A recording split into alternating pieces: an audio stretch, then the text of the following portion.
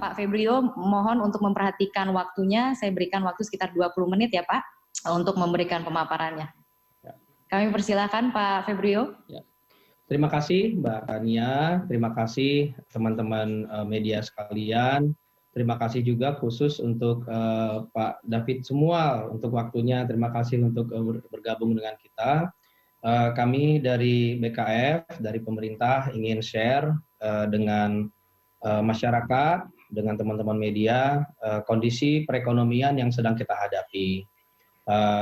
Menurut kami ini adalah masa-masa yang sulit dan kita belum tahu akan sesulit apa akhirnya nanti.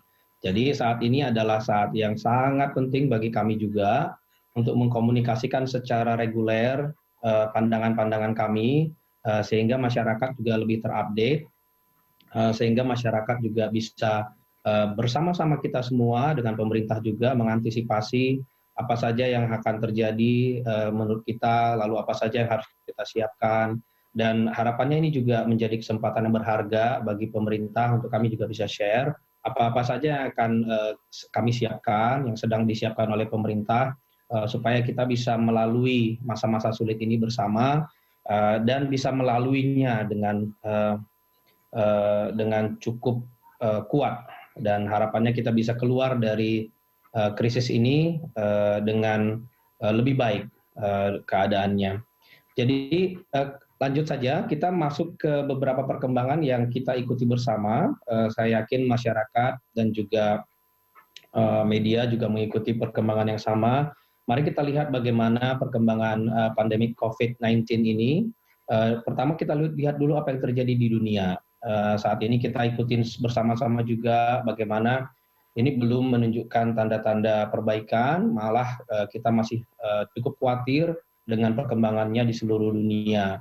Terlihat memang selain di Tiongkok, kita lihat bagaimana perkembangan ini makin hari makin unpredictable. Kita lihat apa yang terjadi di Amerika, apa yang terjadi di Spanyol, apa yang terjadi di Italia, dan sebagainya.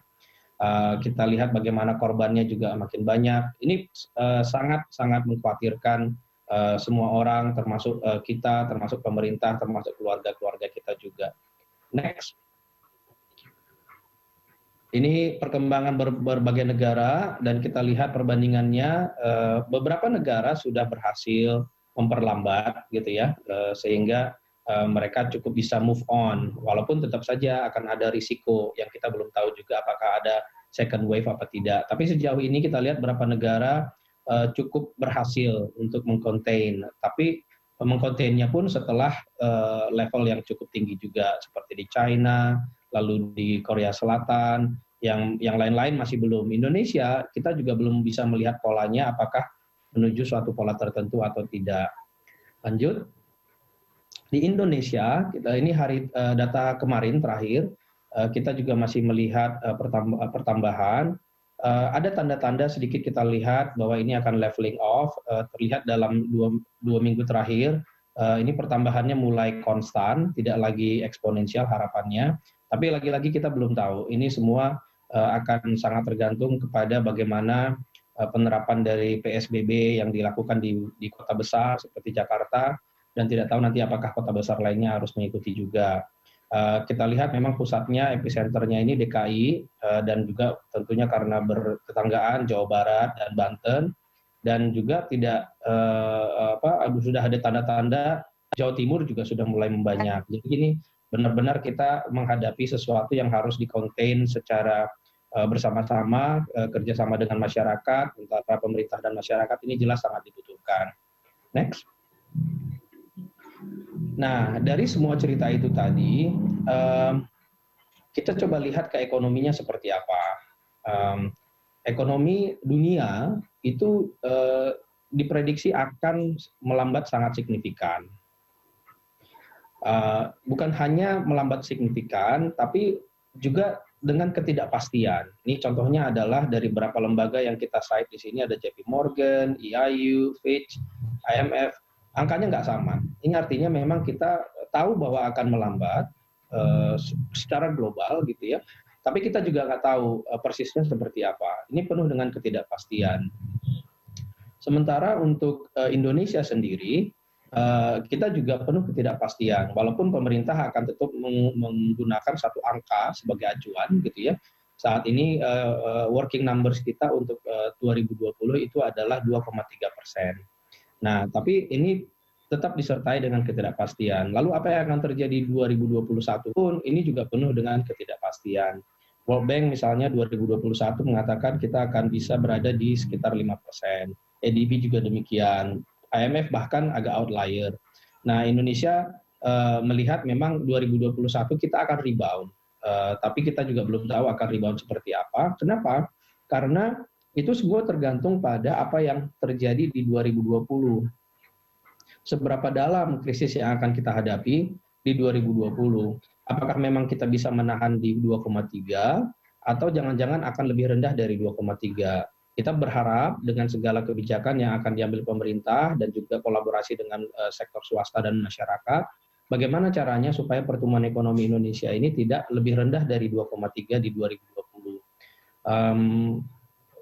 Risiko itu tetap ada dan itu yang sedang kita usahakan untuk kita hindari. Nanti akan saya ceritakan beberapa kebijakan yang sudah dan akan segera diambil oleh pemerintah dalam waktu dekat. Next. Nah, sedikit lagi tentang ketidakpastian ini secara global, bagaimana sektor real ini benar-benar sudah terpengaruhi dengan sangat signifikan.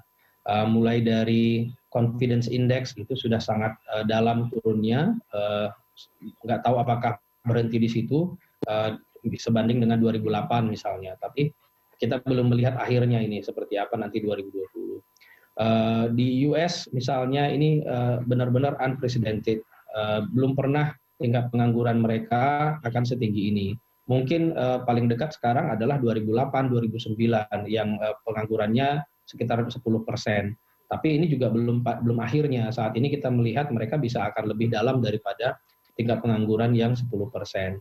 Lalu bagaimana dengan China misalnya? Tiongkok ini belum pernah pertumbuhannya, ini kemarin baru keluar angkanya untuk Q1 2020, belum pernah China mengalami pertumbuhan sangat negatif seperti ini. Tapi kita expect mereka bisa reboundnya secepat apa itu juga penuh ketidakpastian. Next. Ini lagi-lagi perbandingan antara beberapa negara, bagaimana kira-kira apakah sudah ada yang rebound apa belum.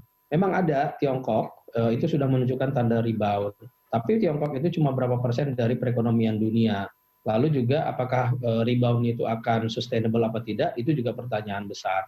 Sementara semua negara lain ini masih dalam trajektori yang menurun, termasuk Indonesia. Indonesia itu misalnya ketika kita melihat aktivitas ekonomi tentunya mayoritas adalah manufaktur. Nah, manufaktur itu terlihat dari indeksnya itu juga di bawah indeks 50. Jadi ini masih arahnya ke kontraksi.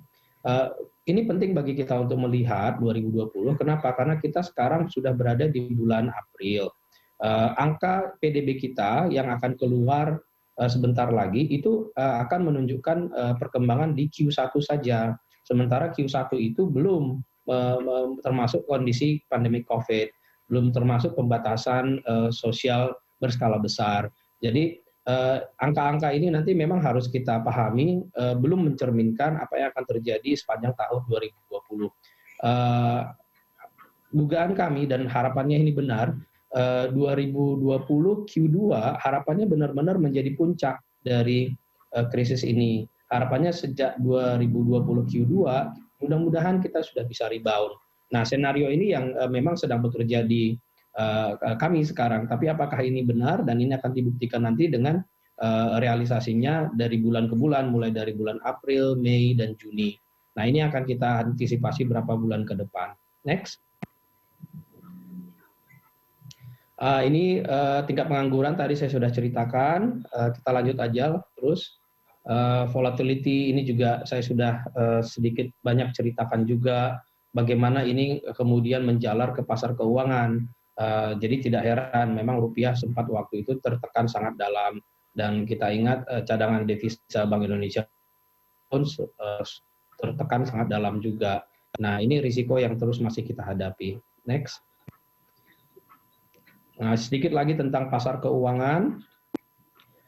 Yang paling kontras itu kalau kita lihat di gambar kiri bawah. ini adalah arus modal masuk ke pasar keuangan Indonesia, saham maupun obligasi. Setiap tahun hampir tidak pernah kita negatif. Bahkan lihat misalnya 2019 itu angkanya sangat besar, 221 triliun rupiah yang net inflow. Sekarang sampai bulan April ini saja pertengahan kita sudah minus 170. Nah, ini lagi-lagi harapannya pesan yang ingin kami sampaikan ini tersampaikan bahwa kita memang belum melihat end of the crisis. Kita masih melihat awal dari krisis, tanda-tanda akan krisis akan makin mendalam.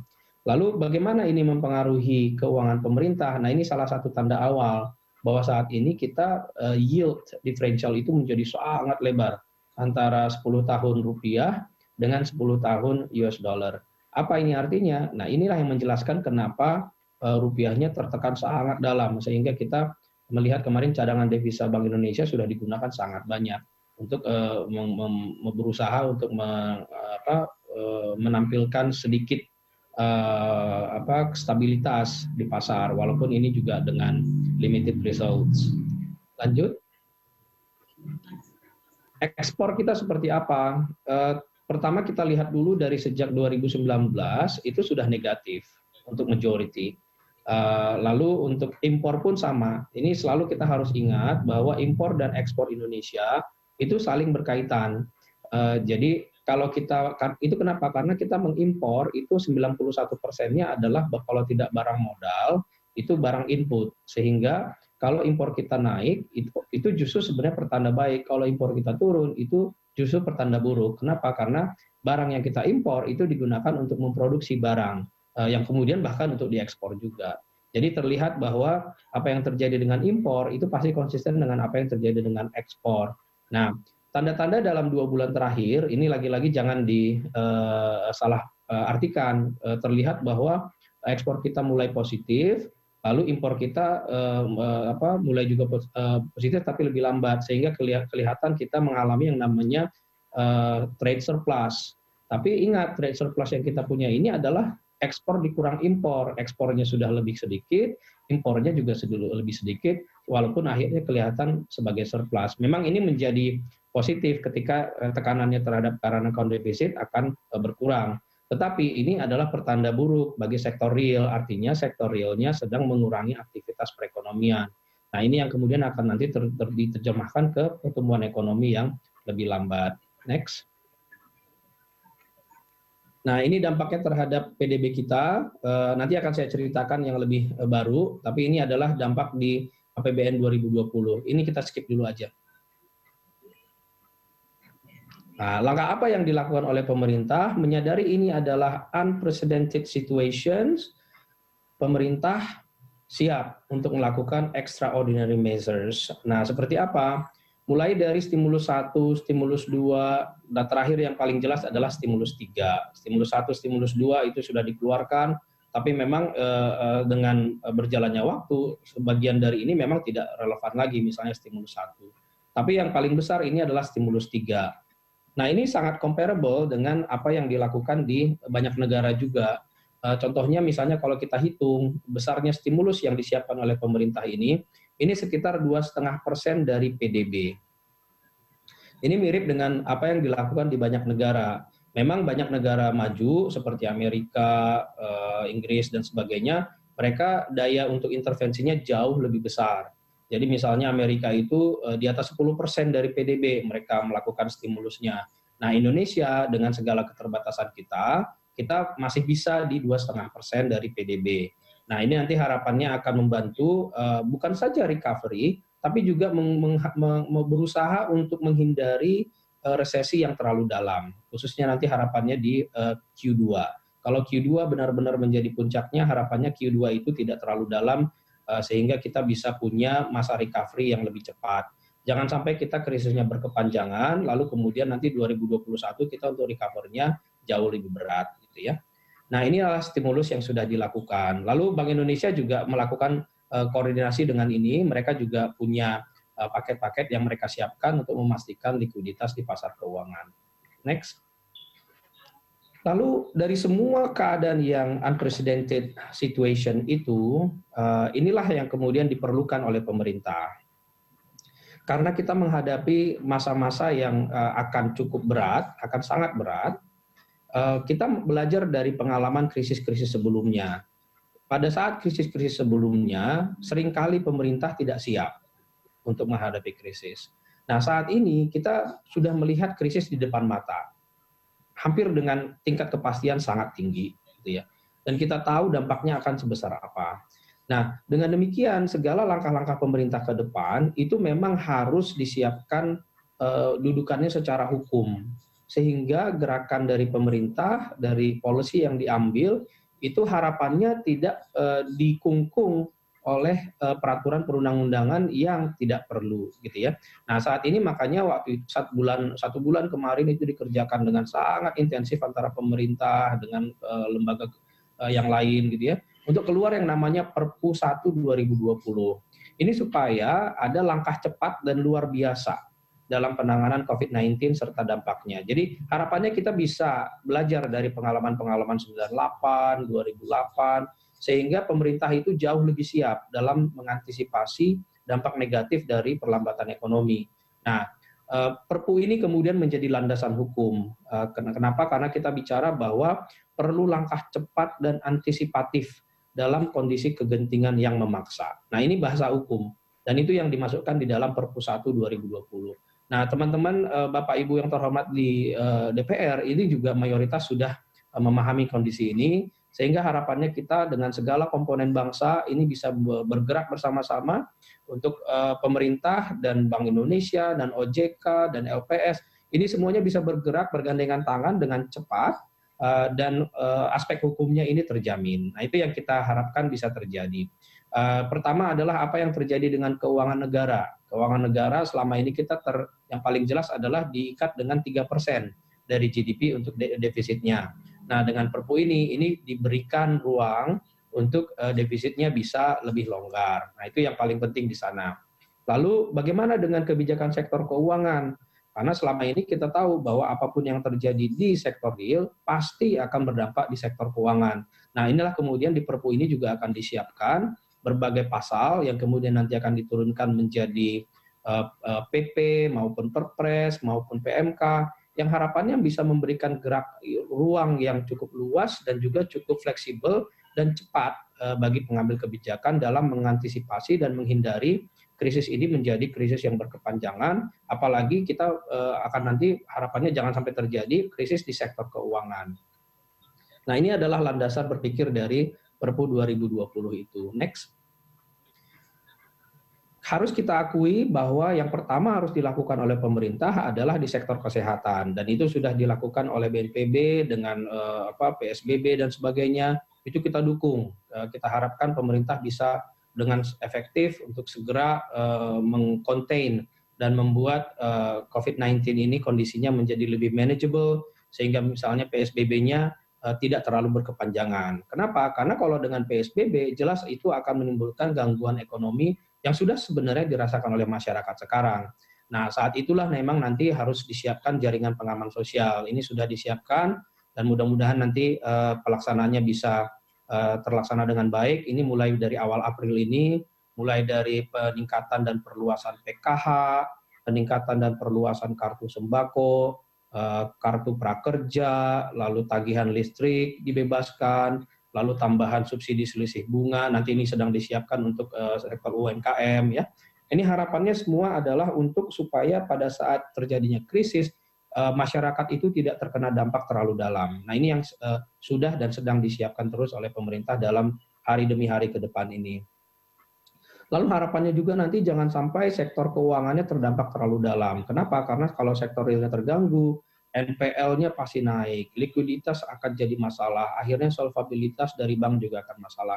Nah, dari sini nanti kita akan turunkan, harapannya dalam beberapa hari ke depan ini, mohon doa restunya dari masyarakat, kita akan siapkan berbagai insentif, relaksasi di bidang perpajakan itu sudah, lalu bagaimana nanti terhadap UMKM, ini nanti sedang kita siapkan supaya bisa segera mendapatkan relaksasi. Sudah ada relaksasi dari POJK, tapi itu hanya sekedar menunda gitu ya. Tapi kita akan siapkan dalam bentuk subsidi juga. Nanti akan lebih jelas dalam 1-2 hari ke depan, mungkin mudah-mudahan minggu ini. Next. Ini tadi sekedar ikhtisar dari apa yang saya ceritakan. Ada nanti investasi pemerintah. Ini kita lanjutkan saja. Next. Ini tadi juga saya sudah ceritakan bagaimana kita mengharapkan supaya apa yang dilakukan oleh pemerintah itu secara signifikan, secara efektif membantu pelaku ekonomi untuk bertahan saat ini. Lalu kita berusaha untuk meminimalisir jumlah PHK. Supaya itu terjadi, maka kita memang butuh melakukan dukungan ke sektor industrinya juga. Lalu harapannya kita bisa menghindari risiko di perbankan sebagai akibat dari apa yang terjadi di sektor realnya juga. Kita berikan relaksasi dan juga harapannya nanti kita akan siapkan mekanisme untuk memberikan ekstra likuiditas untuk perbankan. Ini tentunya bekerja sama dengan otoritas lainnya, dengan Bank Indonesia dan juga dengan OJK. Next. Seperti inilah kelihatannya apa yang akan terjadi dengan budget kita tahun ini. Tapi ini outlook. Jadi asumsinya adalah pertumbuhan ekonominya ditahan di 2,3%. Banyak yang sudah dilakukan oleh pemerintah dalam hal budget, yaitu terutama realokasi. Ini sangat menantang, sangat besar tantangannya ketika pemerintah melakukan realokasi. Karena apa yang sudah dialokasikan di budget, kemudian harus dipotong, potongnya juga sangat signifikan, itu sudah menghadapi banyak sekali resistensi. Tapi ini terlihat dari kementerian dan lembaga dan juga pemerintah daerah, ini semuanya ingin berpartisipasi supaya stabilitas makro kita dalam konteks budgetnya tidak terlalu dalam. Dan ini memang dibutuhkan leadership, baik dari pusat maupun dari kementerian dan terutama juga dari pemerintah daerah. Leadership dari semua orang, dari semua pimpinan-pimpinan pemerintahan ini akan sangat dibutuhkan supaya ini benar-benar realokasi bisa terjadi. Nah, lalu kita lihat bagaimana outlook untuk pengeluarannya itu justru melebar, karena tadi kita bicara tentang stimulus 1, 2, 3 sebesar 2,5% dari PDB.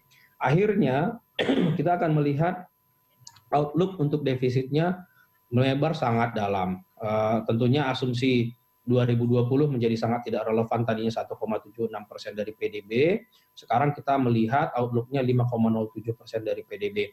Ini working assumption, harapannya kita tidak mencapai sana. Karena ini akan menjadi sangat sensitif bagi investor obligasi pemerintah.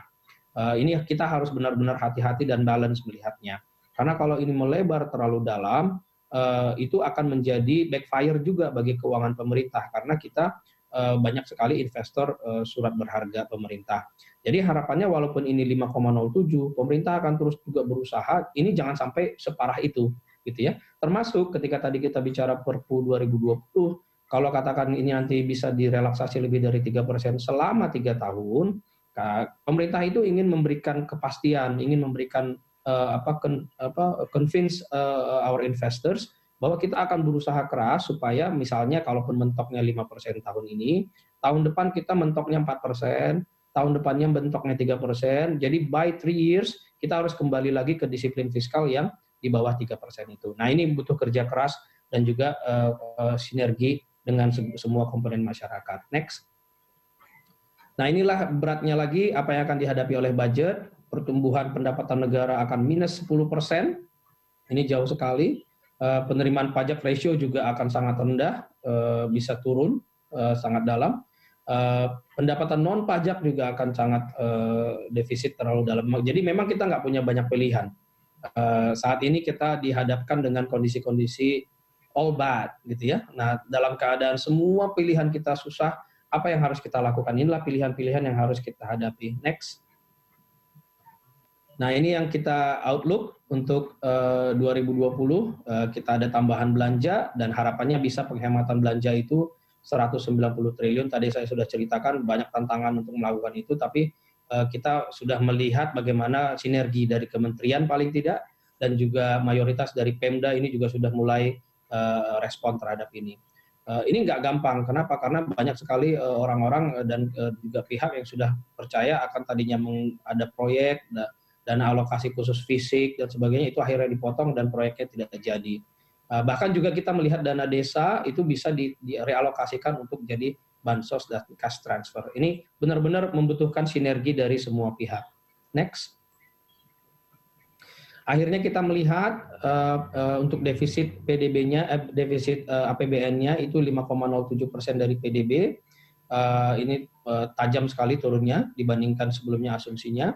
Lalu kita harus melihat juga bagaimana pembiayaannya dari utang, lalu dari non-utang. Nah, dari utang ini jelas ini akan sangat berat.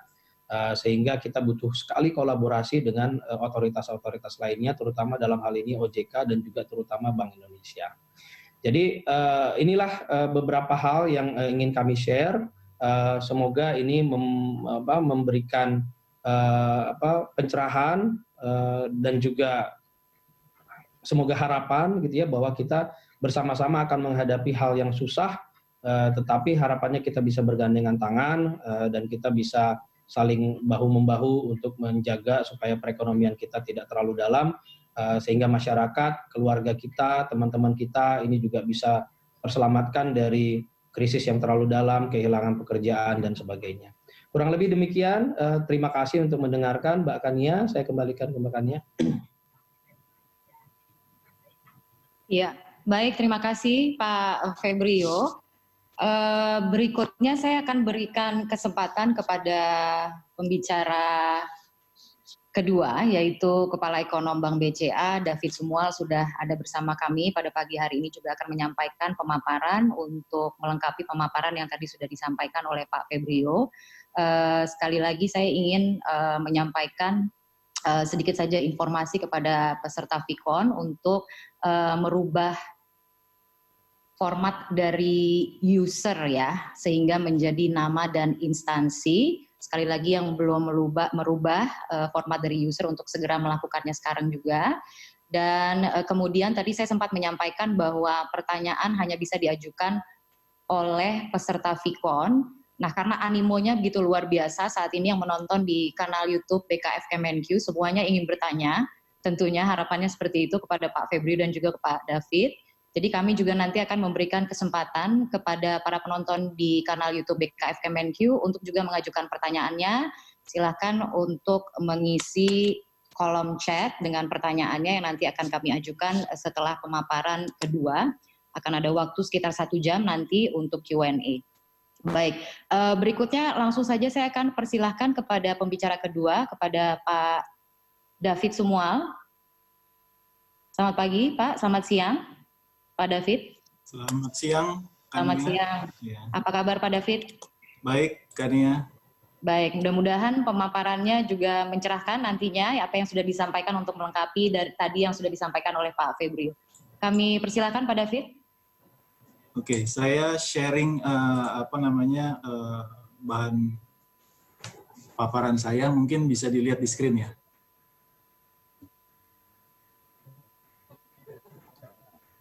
Halo, selamat pagi. Selamat pagi Pak Febrio. Pagi Pak David, thank you. Oke, terima kasih atas kesempatannya bisa bicara ini untuk pertama kalinya kita kumpul di webinar ini ya dalam kondisi yang memang kurang begitu baik ya. Tapi seperti saya kasih judul di depan di presentasi saya, mungkin sudah bisa dilihat di layar ya. Apa bisa dilihat di layar? Maaf Pak, belum ada. Belum ada, masih diupayakan sepertinya. Bisa? Ya, sekarang sudah kelihatan Pak. Silakan Pak. Oke. Ya, jadi saya tidak mau menyoroti banyak soal perkembangan makro dan juga maksud saya makro global, saya akan singgung sedikit. Tadi dari Pak Febrio kan sudah banyak mengenai kondisi fiskal ya. Nanti mungkin di belakang saya akan lebih banyak melihat silver lining-nya kira-kira seperti apa ke depannya. Karena memang kondisi seperti sekarang ini unprecedented ya. Banyak orang membandingkannya dengan depresi ekonomi yang terjadi di 29 sampai 33 ya. Karena memang banyak juga yang memandang bahwa ini bukan semata-mata short term debt cycle ya. Banyak yang memandang bahwa kita sudah mencapai long term debt cycle yang memang siklusnya biasa terjadi 60 sampai 70 tahun ya. Kita tahu terakhir kondisi seperti ini pernah terjadi tahun 29 sampai 33 dan memang gelembung ekonomi memang sudah terjadi ya sejak krisis 2008 sampai 2020 ini. Memang banyak yang bilang bahwa ini tinggal menunggu waktu ya, karena dari sisi aset finansial kita lihat sejak 2008 menggelembung. Biasanya siklus short term debt cycle itu sekitar 8 sampai 10 tahun. Nah, ini overdue, kelihatan kita baru mengalaminya di 2020. Jadi banyak yang bertanya memang tahun lalu ke kami bahwa bagaimana kondisinya, dan memang gelembung finansial asetnya sudah sedemikian besar ya. Kita lihat di Amerika, terutama di pasar modalnya, di pasar obligasinya, dan di berbagai kelas aset kita perhatikan seperti itu. Nah, memang kebetulan triggernya atau pinnya ini adalah krisis COVID ya. Tapi bisa apapun sebenarnya ya. Dan krisis COVID ini memang berbeda karakteristiknya seperti yang tadi dikatakan oleh Pak Febrio ya. Jadi kalau kita banding-bandingkan, misalnya ini ada perbandingan sifat krisis dari berbagai krisis yang terjadi tiga kali terakhir ini, mulai dari Asian Financial Crisis, lalu juga Global Financial Crisis. Nah, yang terakhir ini mungkin bisa kita sebut sebagai Corona Crisis, ini punya karakteristik yang berbeda-beda ya. Jadi kalau tahun 97 itu memang berawal dari currency crisis. Ya, kita ingat dulu tahun 97 itu dimulai dari krisis mata uang baht ya di Thailand. Ada serangan spekulatif ke mata uang baht yang memang kondisi transaksi berjalannya bermasalah, dan ada juga persoalan di booming di sektor propertinya ya. Dan memang waktu itu siklus keuangan masih ada di tengah siklus boom waktu itu ketika terjadi Asian Financial Crisis. Dan posisi eksternal Indonesia waktu itu tidak begitu baik ya, minus 2,27%, dan kita cadangan devisa juga tidak begitu baik ya. Dan risiko politik dan tingkat globalisasi yang juga berbeda dengan kondisi sekarang. Nah, kalau untuk global financial crisis, sifat krisis dan pemicunya juga berbeda. Ini terjadi di financial and banking sector terutama. Nah, ini kondisinya berbeda dengan sekarang, di mana setelah global financial crisis banyak terjadi perubahan, reformasi, sehingga kondisi perbankan sebenarnya saat ini sangat baik ya, kalau apalagi untuk Indonesia ya, kondisinya masih cukup baik. Nanti saya jelaskan di belakang. Dan boomingnya waktu itu, krisis keuangannya terjadi di akhir siklus dari boom siklus tersebut ya. Kebetulan waktu itu Indonesia kondisi cadangan current account deficit cukup baik, dan cadangan devisa kita lebih rendah ya dari kondisi cadangan devisa sekarang misalnya. Dan yang sekarang terakhir Corona Crisis. Nah, ini yang terjadi sebenarnya awalnya di awal tahun banyak yang bertanya apakah ini bisa memicu krisis ya di awal tahun 2020. Waktu itu saya mengatakan bahwa kemungkinan bisa terjadi kalau corona ini menyebar di luar China ya. Jadi pada saat itu masih di China, dan memang yang terjadi waktu itu adalah mengganggu supply chain global kita lihat. Dan itu makanya antisipasi atau langkah kebijakan yang dilakukan oleh pemerintah terbatas. Banyak kita lihat dari stimulus 1 maupun stimulus 2 itu berasal atau diupayakan untuk mengantisipasi kemungkinan disruption pada supply chain global tersebut. Ya.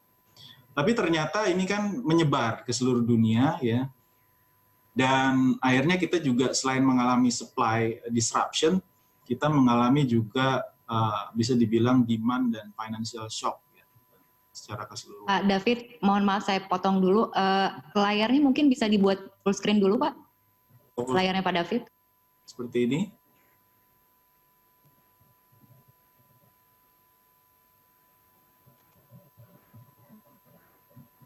Iya, Pak. Oke. Terima kasih, Pak. Iya.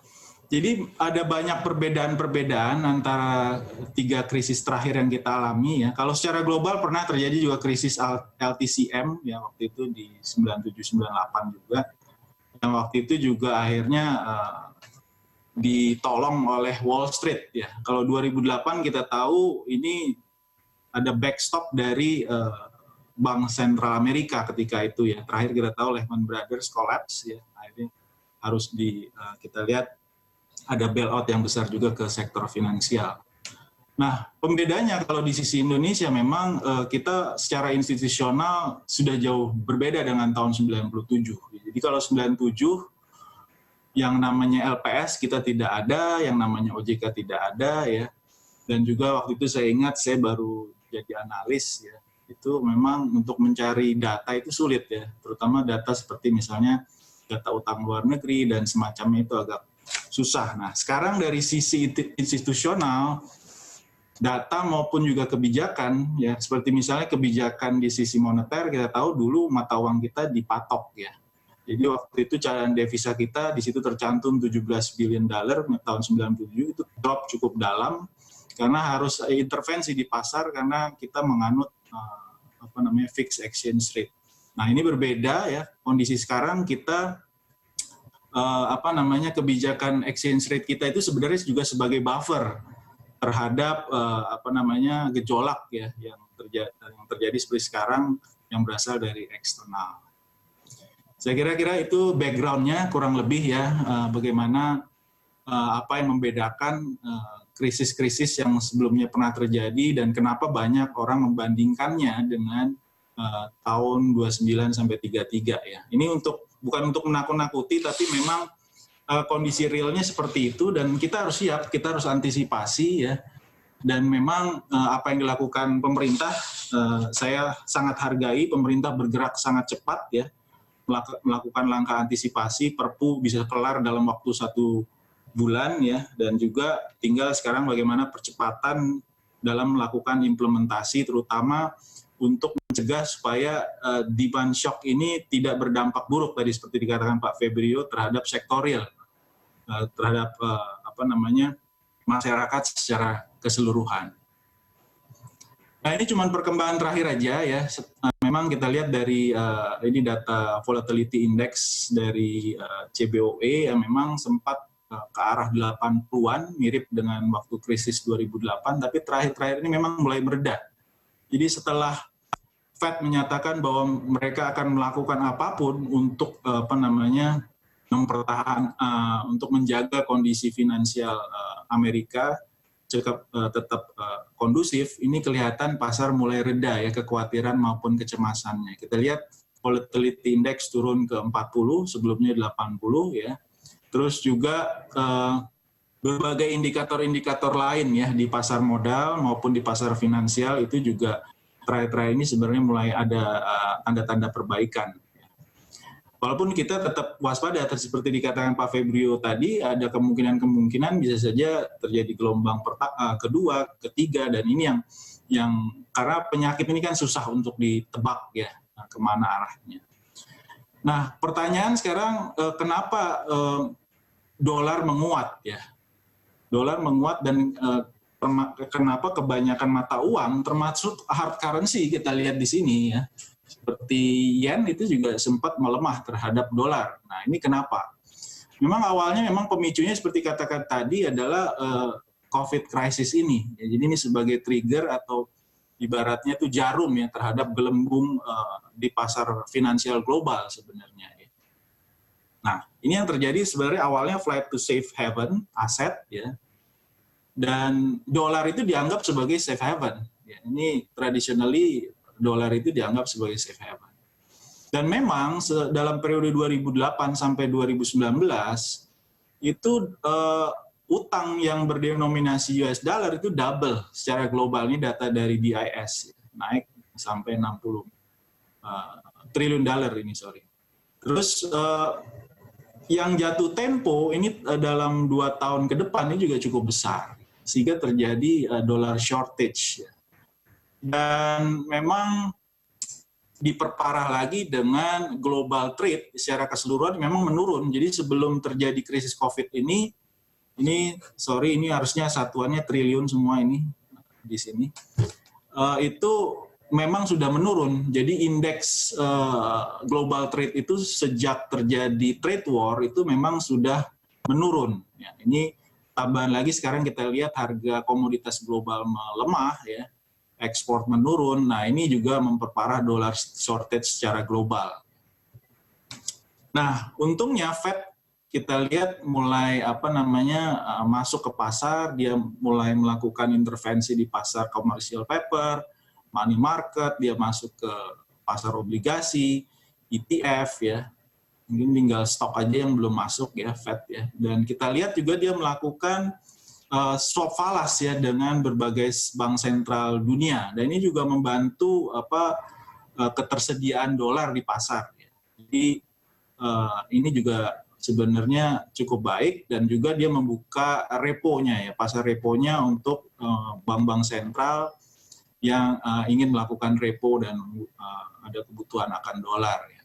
Nah, ini cukup menenangkan pasar kelihatannya, sehingga kita lihat tadi beberapa indikator finansial pasar itu kecenderungan membaik ya dalam 2 minggu terakhir.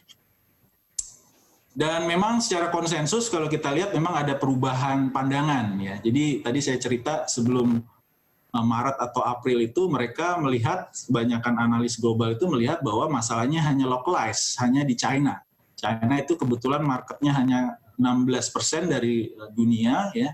Sedangkan Eropa dan Amerika ini kurang lebih digabung kurang lebih 50%. Nah, itu kenapa di awal tahun saya ada kekhawatiran ke arah sana ya. Kalau misalnya ini spread ke seluruh dunia, ini artinya bisa membuat ekonomi global memasuki resesi tahun ini. Jadi di awal tahun kita hanya mengira bahwa ini akan menghit GDP pada kuartal 1 atau kuartal 2 ya, lalu diikuti dengan recovery yang bentuknya V. Dan waktu itu IMF masih ekspektasinya pertumbuhan global itu masih akan tumbuh. Jadi seperti kata Pak Febrio, kebanyakan lembaga dunia sekarang melihat bahwa di 2020 ini kemungkinan pertumbuhan ekonomi bisa negatif. Tapi di Maret dan April ini kita tahu berubah pandangan kebanyakan ekonom maupun analis ya, bahwa kemungkinan krisis COVID ini akan berimpact beyond 2020. Ya. Walaupun penyakitnya mungkin bisa slowing down di kuartal 3, tapi bisa saja dampak ekonominya ini berlanjut ya sampai kuartal 3, kuartal 4 atau sampai awal tahun depan. Dan ini kita lihat sudah masuk juga ke emerging market, bukan hanya di negara maju, dan persoalannya ini COVID ini masuk ke satu negara tidak berbarengan gitu ya. Jadi kemungkinan juga nanti gelombang pertama, gelombang kedua dan ketiga ini kalau misalnya masih seperti sekarang ya, ini kemungkinan bisa terjadi ya. Jadi mungkin juga negara-negara tersebut juga tidak akan membuka bordernya sebelum kondisi globalnya ini aman ya dari COVID tersebut. Dan yang kita lihat memang banyak yang memandang ya di kalangan ekonom global itu bahwa fiscal package-nya ini belum tentu cukup gitu untuk menangani turunnya output loss yang terjadi secara global. Dan kita lihat memang ini juga akan berpengaruh tentunya ke kondisi fiskal ya, karena tax collection-nya pasti akan terpengaruh. Tapi memang pemerintah di banyakkan negara maju itu sekarang terbantu dengan suku bunga yang di beberapa negara bahkan terutama di Eropa itu negatif. Nah, ini beberapa pandangan tadi dari Pak Febrio sudah menyampaikan, saya lompat aja. Yang paling drastis memang salah satu pernyataan dari James Bullard ini bahwa dari Presiden Fed St. Louis yang mengatakan bahwa unemployment bisa hit sampai 30% ya, dan juga US GDP ini bisa drop sampai 50%. Nah, ini bank-bank sentral global memang mengawali krisis COVID ini dengan senjata yang berbeda dengan tahun 2008 ya. Jadi kalau kita lihat di waktu 2008 suku bunga di kebanyakan negara maju ini relatif tinggi ya, suku bunga bank sentral. Nah, kali ini kita lihat memang space-nya kelihatan lebih sedikit dibandingkan tahun 2008. Tapi mereka memang sudah melakukan berbagai kebijakan ya. Fed contohnya ini juga melakukan berbagai kebijakan yang tadinya saya pikir ini bisa dilakukan dalam waktu 3 bulan, 1 tahun, ternyata mereka melakukannya dalam waktu yang sangat cepat ya. Kebijakan-kebijakan yang sebelumnya kita lihat di tahun 2008 itu perlu waktu 1 tahun ya untuk keluar semua senjatanya. Tapi Tapi dalam waktu 3 minggu ini kita lihat 1 bulan terakhir ini mereka sudah mengeluarkan berbagai kebijakannya itu dalam tempo yang sangat singkat. Nah, ini kita lihat contoh-contoh stimulus ya di berbagai negara yang sudah dilakukan. Dan kita lihat dampaknya ke berbagai ke sektor finansial sebenarnya sudah cukup bagus ya. Kita lihat sektor finansial mengalami rebound ya, ini pasar modal.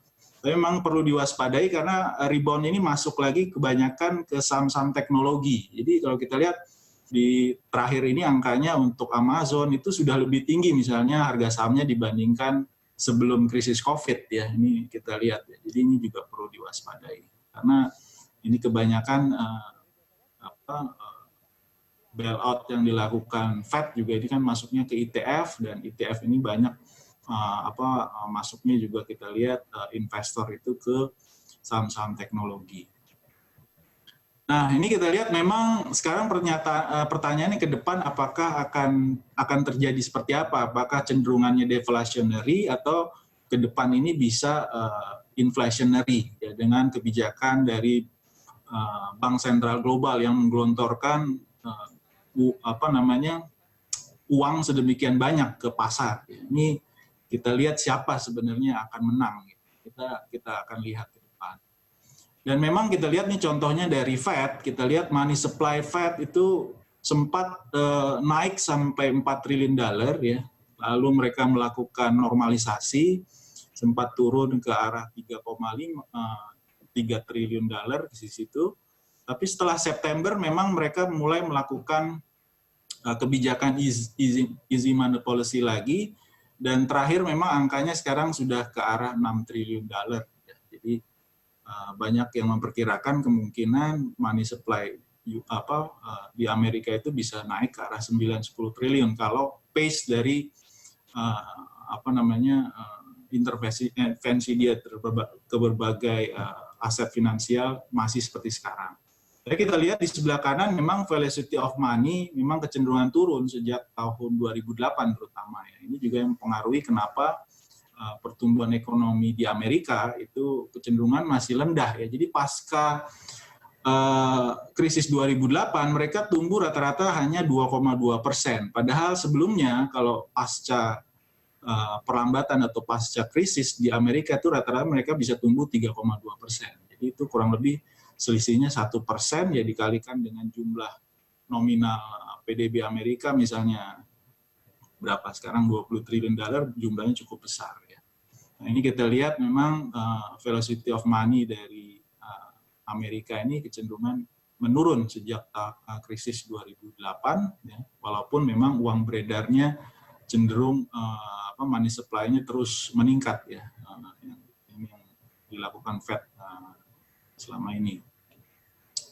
Nah ini yang dikhawatirkan sebenarnya kebanyakan negara-negara maju ya, termasuk juga Amerika dan juga negara-negara Eropa, itu mereka takut kalau nominal growth-nya itu turun gitu ya. Kalau misalnya nominal growth-nya turun ya, ini walaupun real growth-nya, pertumbuhan ekonomi realnya itu positif, ini mereka khawatir apa yang disebut oleh Keynes dulu ya, itu liquidity trap.